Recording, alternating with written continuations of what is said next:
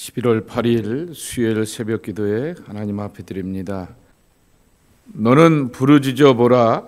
내게 응답할 자가 있겠느냐? 거룩한 자 중에 내가 누구에게로 향하겠느냐?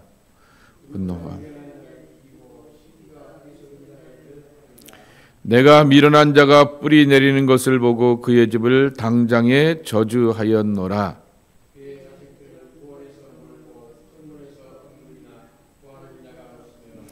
그가 추수한 것은 줄인 자가 먹되 덫에 걸린 것도 빼앗으며 올무가 그의 재산을 향하여서 입을 벌리느니라.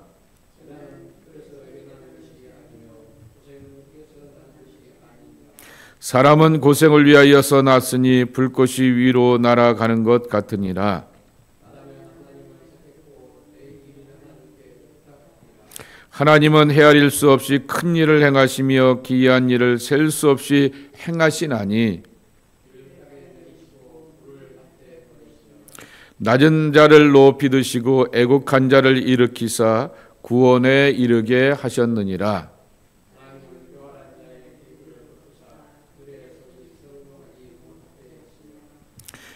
지혜로운 자가 자기의 계략에 빠지게 하시며 간교한 자의 계략을 무너뜨리심으로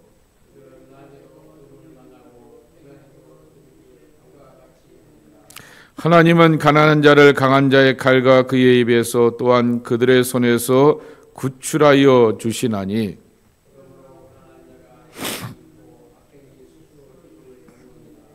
볼지어다 하나님께 징계받는 자에게는 복이 있나니 그런즉 너는 전능자의 징계를 업신여기지 말지니라.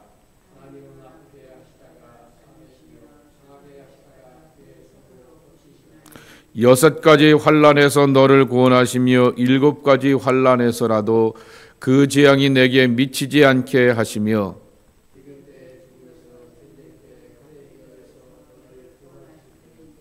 내가 혀의 채찍을 피하여 숨을 수가 있고 멸망이 올 때도 두려워하지 아니할 것이라.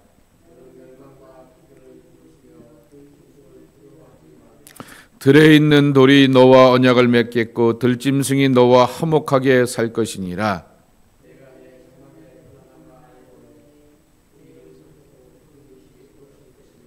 내 자손이 많아지며 내 후손이 땅의 풀과 같이 될 줄을 내가 알 것이라.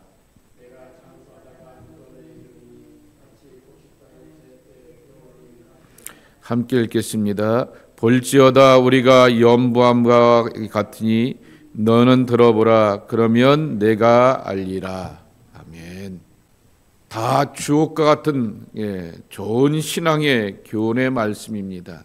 그런데 오늘 제목에도 달려 있는 것처럼 맞지만 틀린 말 그랬습니다. 그 이유는 하나입니다. 적용의 문제인 것이죠. 그 적용하는 대상이 욥이었기 때문에 틀렸다라고 하는 것이죠.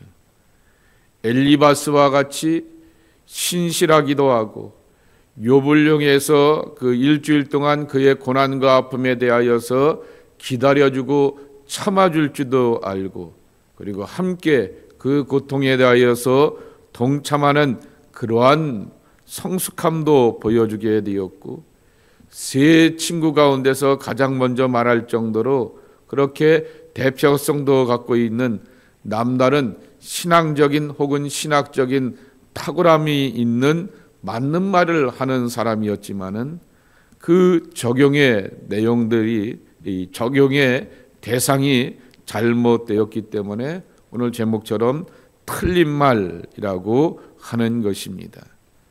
어제에 이어서 오늘도 엘리바스가 얘기를 하게 되는데 더 강하게 얘기하게 되고 처음에는 완곡하게 돌려서 얘기하게 되었다가 8절에 보면 이런 표현이 있습니다. 이거 우리도 잘 쓰는 표현 아니겠습니까? 나라면 하나님을 찾겠고 내 일을 하나님께 의탁하리라 그랬습니다. 다 맞는 말인데 욥을 향하여서 욥아 너 그렇게 살지 마라 라고 말하게 되면서 나라면 이런 선택을 하게 되고 나라면 이런 판단 가운데서 결국 하나님의 사람답게 하나님께 찾아가고 돌아가겠다라고 하는 그러한 이야기를 하게 되는 것입니다.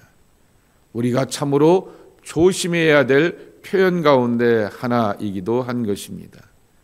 우리가 나름대로 신앙생활을 해오게 되었고, 저 같은 경우에는 목사로서의 다양한 삶의 정황들과 환경들을 보았기 때문에 느낀 점도 있고, 성령께서 주시는 감동도 있고, 그리고 또한 여러 가지 경험 가운데서 주고자 싶은 말의 교훈과 판단과 잣대도 제 안에서 넘쳐나게 되지만은, 그러나 그러면 그럴수록 기다려보고 참아보고 더 기도해보고 그리고 나서 하나님의 뜻을 찾고 구하되, 때로는 분명하고 단호함도 이렇게 필요한 것들을 경험하게 됩니다.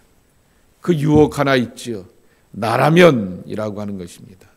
내가 보았는데, 내가 경험해 보았는데, 나도 이러한 비슷한 일들을 겪어보게 됐고, 이런 사람들을 잘 알고 만나보고 그들의 이야기를 들어보았는데 라고 하는 나라면이라고 하는 이 유혹과 함정 가운데서 우리가 빠지지 말아야 될 텐데, 오늘 엘리바스는 욥이 정신을 차리지 않고 자신을 돌아보지 않기 때문에 고난에 고난이 더한다라고 하는 지적과 교훈을 주고 있는 것입니다. 여기 7절에 보면 이런 표현이 있습니다. 사람은 고생을 위하여서 났으니 불꽃이 위로 날아가는 것 같으니라 그랬습니다. 이게 무슨 뜻일까? 앞에 부분은 이해가 되는데 불꽃이 위로 날아가는 것 같으니라 그랬습니다. 표준세 번역에 이렇게 쉽게 풀어서 번역해 놓았습니다. 인간이 고난을 타고 태어나는 것은 불티가 위로 나는 것과 같은 이치이다 라고 하는 것입니다. 하늘의 하나님 앞에서 문제가 없는 신앙과 삶을 살아보자 라고 하는 그러한 겉면인 것이죠. 불티가 이렇게 바람을 타고 위로 올라가게 되고 사방으로 퍼져나가게 되는 것처럼 이 고난이 점점 더 커지게 되어서 이렇게 확장되게 되는 것이니 그것을 지켜보게 되고 정신을 차려보라 라고 하는 것이 욥에게 행하게 되었던 엘리바스의 충고인 것입니다. 그리고는 나라면이라고 말하게 되면서부터 직접적인 충고와 겉면의 말씀을 하고 있는 것입니다. 하나님을 찾고 하나님 앞에 억울한 사정을 아뢰어보겠다라고 하는 것입니다. 엘리바스의 겉면이 왜 틀렸던 말일까라고 하는 것입니다. 진정한 의미에서 공감대를 형성하지 못하였기 때문이다라고 하는 것입니다. 상담가들이 상담을 하게 되었을 때 제일 먼저 하게 되는 그 일 가운데 하나가 심리학 용어로 레포라고 하는 단어입니다. 공감대를 형성한다라고 하는 것입니다. 이 상담하는 사람들이 굉장히 탈진하고 소진할 때가 있습니다.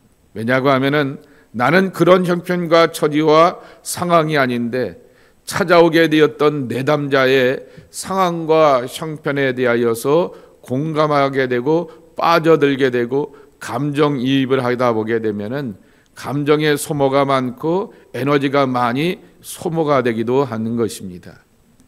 목사들이 신방을 할 때도 마찬가지인 것이죠. 상대방의 신방받는 성도들의 형편과 처지 가운데서 공감하려고 하다 보게 되면 많은 에너지가 소비가 되는 것입니다.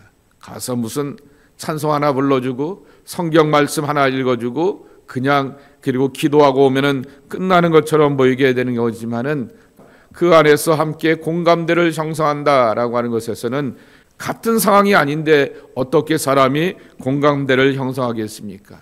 그리고 하나님 아버지의 마음으로 어떻게 그렇게 헤아려 보겠습니까? 그러니 당연히 깊은 에너지의 소모가 있게 되는 것이지요.